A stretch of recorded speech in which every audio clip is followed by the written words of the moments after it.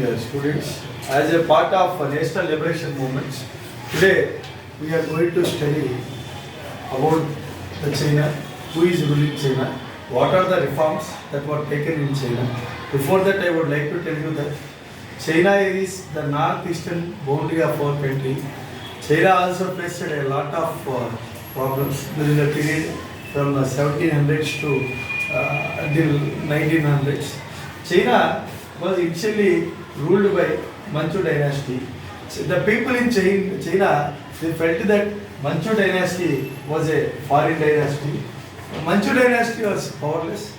Why it is powerless? Because no other country occupied the colonies in China, but this they felt that this Manchu dynasty was controlled by Western colonial powers. So people are really upset. People protested.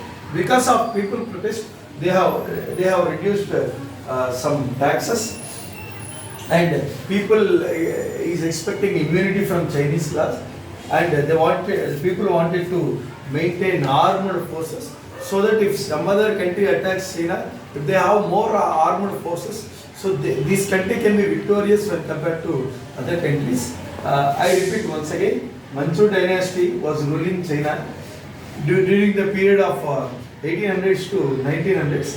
When Manchu dynasty was ruling, the people of China were unhappy with the Manchu dynasty. They felt that Manchu dynasty was powerless. Indirectly, Manchu dynasty was controlled by the European countries, and people are really upset. In interest of the people, the Manchu dynasty has reduced low import, has imported very less tax, and the people, it has given freedom to the people from the Chinese laws, and it has developed the armed forces. Even though it has done all these things, the people are really unhappy with the administrations, and they felt that this Manchu dynasty is like a monarchy. There were several revolts against this Manchu dynasty by the people, and Sun Yat-sen, who became successful in overthrowing Manchu dynasty. Finally, the Manchu dynasty ended in 1911. Manchu dynasty has become powerless. Almost all Chinese felt that Manchu dynasty was ruled by Manchu dynasty are under the control of Western colonial force. Whatever France said or whatever Britain said was followed by Manchu dynasty. Like that, the people in the Chinese felt. The people of China suffered a lot during the term of Manchu dynasty, which was a monarchy rule. And finally, Manchu dynasty was ended in 1911. When Manchu dynasty ended in 1911, Sun Yat-sen, who came to power by overthrowing Manchu dynasty. Sun Yat-sen is properly regarded as a founder of modern China. Sun Yat-sen was very popular among the Chinese in the China country those days. Sun Yat-sen is regarded as the founder of modern China. He came from a poor family. Even though he came from a poor family, he has a great interest towards education, and he completed his medicine. He studied in missionary schools. He introduced democracy and Christianity. For the first time, democracy and Christianity was introduced in China by Sun Yat-sen. His period is from 1866 to 1925. He studied in medicine and worried about the fate of China. He was very much worried about the fate of China. I repeat once again, Sun Yat-sen was the founder of modern China. Even though he belonged to a poor family, he studied in a missionary school, and he studied his medicine. He was very much worried about the fate of China, and he introduced democracy and Christianity in China. He followed the three principles, Sun Min Chui.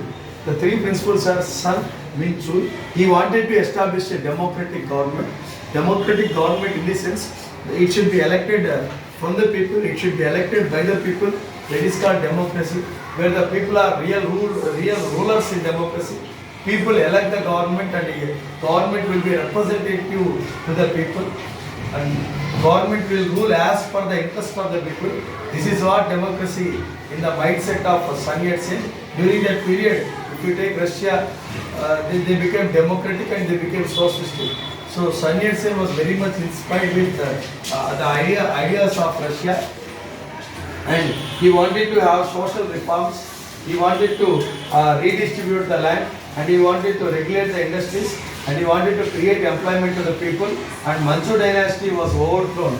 Even though the Manchu dynasty was overthrown, but Manchu dynasty China did not become republic. Even though Manchu dynasty lost its power, it was defeated by Sun Yat-sen, but China did not become a republic.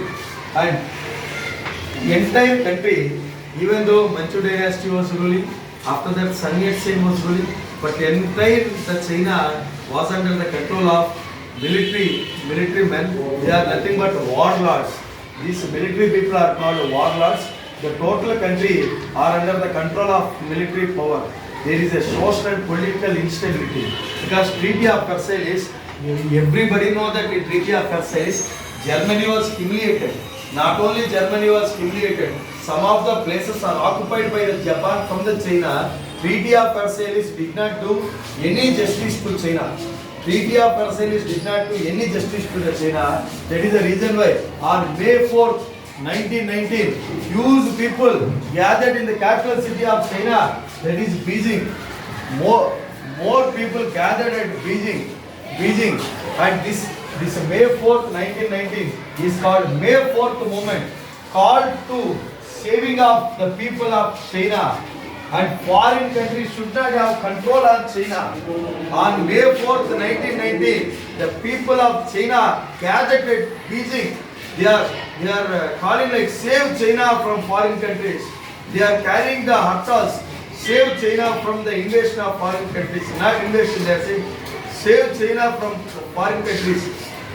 These are the demands made by China on May 4th, 1919. So this movement is called May 4th movement. But Sun Yat-sen will be remembered in the history of China because of his reforms. He was the only person who made lot of reforms in China.